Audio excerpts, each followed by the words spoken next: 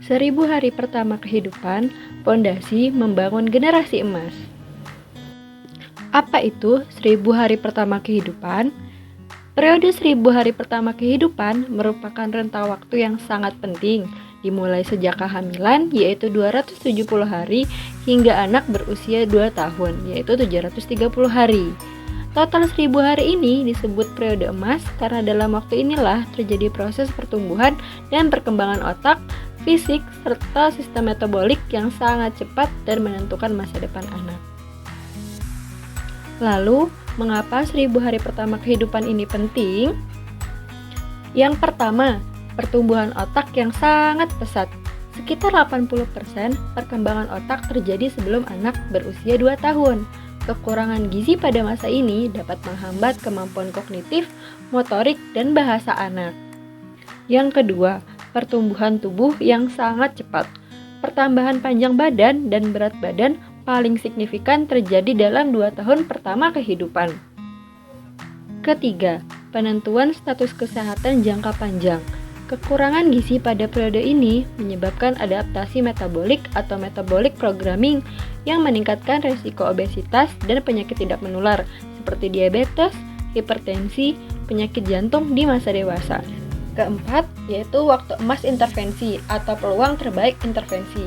Pada periode ini merupakan window of opportunity di mana perbaikan gizi memberikan dampak paling besar terhadap kesehatan dan kecerdasan generasi berikutnya.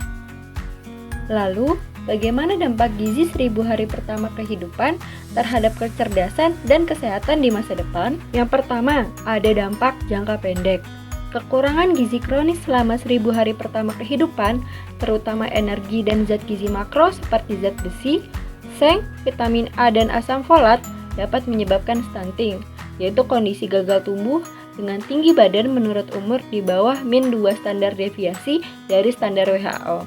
Sekitar 1 dari 3 anak balita di Indonesia mengalami stunting yang menunjukkan adanya masalah gizi kronis dalam awal periode kehidupan. Dampak jangka pendek stunting sendiri meliputi pada masalah kesehatan, meningkatnya resiko penyakit infeksi seperti diare, ispa, dan kematian pada bayi. Kemudian, pada perkembangan, terjadi keterlambatan kognitif, motorik, dan bahasa. Kemudian, pada ekonomi keluarga, dapat meningkatkan biaya pengobatan dan perawatan pada anak yang sakit. Kemudian, untuk jangka panjangnya sendiri, gizi 1000 pertama hari kehidupan memiliki dampak yaitu yang pertama, kesehatan. Anak stunting cenderung memiliki tubuh yang pendek saat dewasa, sehingga mudah mengalami obesitas, hipertensi, diabetes, dan penyakit jantung. Pada kecerdasan dan pendidikan sendiri, terjadi penurunan kemampuan belajar, daya konsentrasi rendah, dan performa akademik yang buruk. Yang ketiga, pada produktivitas ekonomi, kapasitas kerja dan produktivitas menurun, sehingga berdampak pada rendahnya penghasilan di masa dewasa. Kemudian yang terakhir, pada kualitas sumber daya manusia nasional, stunting menjadi hambatan besar dalam mencapai sumber daya manusia unggul dan produktif menuju Indonesia Emas 2045. Pada tabel ini menunjukkan bagaimana kekurangan gizi sejak awal kehidupan bisa menimbulkan dampak panjang sepanjang usia seseorang. Dimulai dari masa janin ketika ibu kekurangan gizi dan zat besi, bayi beresiko lahir kecil atau dengan berat badan yang rendah. Kemudian dari usia 0-6 bulan, jika bayi tidak mendapatkan ASI eksklusif, maka daya tahan tubuhnya akan menjadi lemah dan mudah sakit. Selanjutnya, saat memasuki usia 6-23 bulan, kekurangan energi dan protein dari MPASI dapat menyebabkan stunting dan anemia. Kemudian, saat anak tumbuh menjadi remaja dan dewasa muda, pola makan tinggi gula dan lemak meningkatkan resiko obesitas serta penyakit tidak menular seperti diabetes dan hipertensi. Hingga akhirnya saat di usia dewasa, pola makan yang tidak seimbang akan berdampak pada produktivitas yang rendah dan kualitas sumber daya yang tidak optimal. Sehingga dapat kita lihat bahwa pemenuhan gizi yang baik sejak dalam kandungan hingga dewasa sangat penting agar rantai masalah gizi ini terus tidak berlanjut.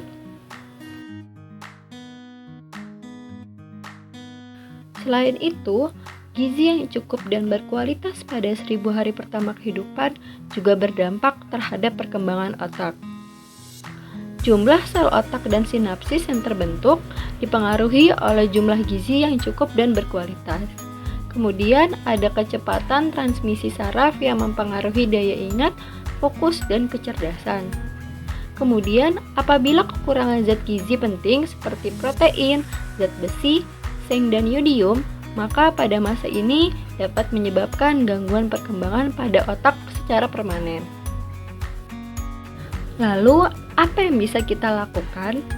Kita bisa memberikan intervensi dalam 1000 hari pertama kehidupan.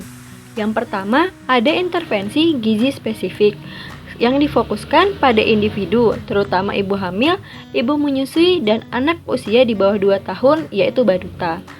Beberapa contoh intervensi spesifik yang pertama ada pemberian tablet tambah darah untuk ibu hamil setiap hari selama kehamilan. Kemudian ada pemberian ASI secara eksklusif selama 6 bulan. Kemudian pengenalan MPASI bergizi seimbang yang dimulai dari usia 6 bulan dengan memperhatikan prinsip isi piringku yang kaya dengan protein hewani.